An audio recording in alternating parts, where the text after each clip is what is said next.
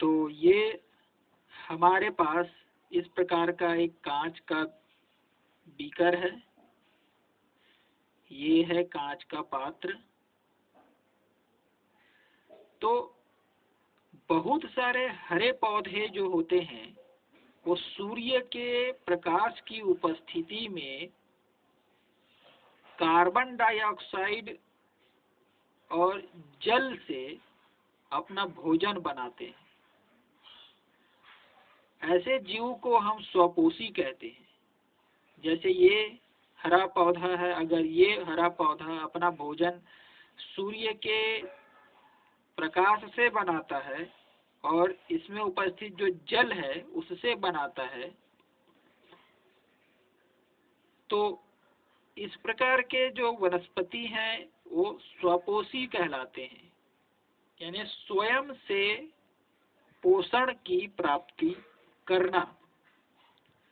तो ये एक बीकर हम ले लेते हैं और देखना ये है कि क्या ये पौधा स्वयं से भोजन बनाता है कि नहीं बनाता है।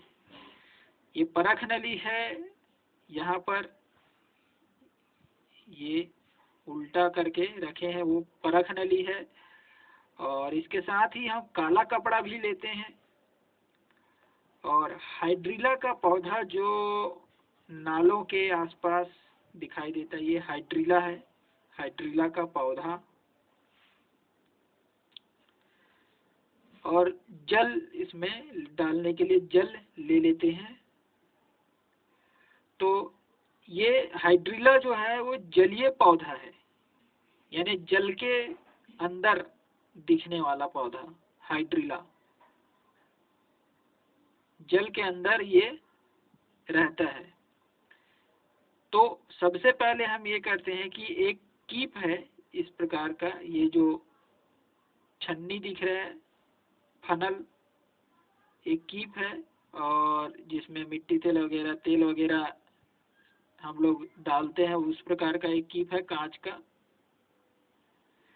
तो इस कीप को हम लोग उल्टा कर देते हैं और एक पौधे को ढक देते हैं।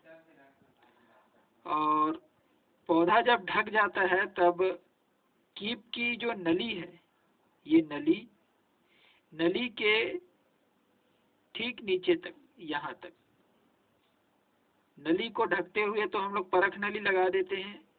ये परख नली लगा दिए हैं और नली के ठीक नीचे वाले हिस्से तक हम लोग पानी भर देते हैं, इसमें टोटल पानी। और इसे धूप में रखा जाता है। हम देख रहे हैं प्रकाश संश्लेषण की क्रिया किस प्रकार से होती है, यानी ये प्रकाश संश्लेषण की जो प्रक्रिया है हम उसको देखना चाहते हैं यहाँ पर। तो उसके लिए ये हाइड्रिला का पौधा है जो जल के अंदर, नदियों के अंदर, तालाबों के अंदर ये उगता है। तो उसके लिए बीकर में हम लोग ये पौधा रखें, फिर इस कीप को उल्टा करके रख दिए हैं और इसके ऊपर जो है इस प्रकार से परख नली लगा दिया जाता है और ये इसके ठीक नीचे हिस्से तक पानी भर दिया जाता है और धूप में इसे रख दिए हैं। आधे घंटे के लिए जब धूप में इसे रखा जाता है तो हम देखते हैं कि इस पौधे से कुछ बुलबुले ऊपर की ओर निकल रहे हैं। आधे घंटे बाद जब हम इसको देखते हैं तो बुलबुला निकल रहा होता है। तो उस बुलबुले निकले परखनली के जो जल का तल है, परखनली में जो जल भरा था उसका जो तल है वो नीचे गिरने लगता है। यानी इस परखनली में जो जल भरा था, ये जल यहाँ से जाकर के यहाँ पर गया था, वो जल का तल अब नीचे आने लगता है। अब एक निश्चित समय जब होता है तो उसका तल जो है जहां पर भी आता है वहां पर हम लोग निशान लगा लेते हैं। अब काले कपड़े से ढककर कमरे में रख दो, इसी को काले कपड़े से ढक दो और कमरे में रख दो। तो क्या होगा, सूर्य के प्रकाश इस पर नहीं आएगा तो क्या होगा, जल का जो तल है वो वहीं का वहीं बना रहेगा, नीचे नहीं आएगा।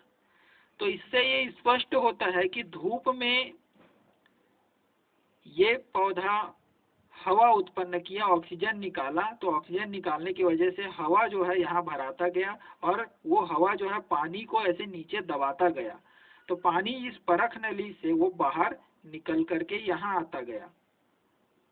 जबकि जब काले कपड़े से इसको ढक करके रख दिया गया था तो सूर्य का जो विकिरणें हैं वो इसमें नहीं आया, और नहीं आया तो जो जल का तल है वो यहीं का यहीं बना रहा। तो इससे स्पष्ट होता है कि ये पौधा जो होता है श्वसन क्रिया करता है, इसीलिए ये ऑक्सीजन मुक्त किया है।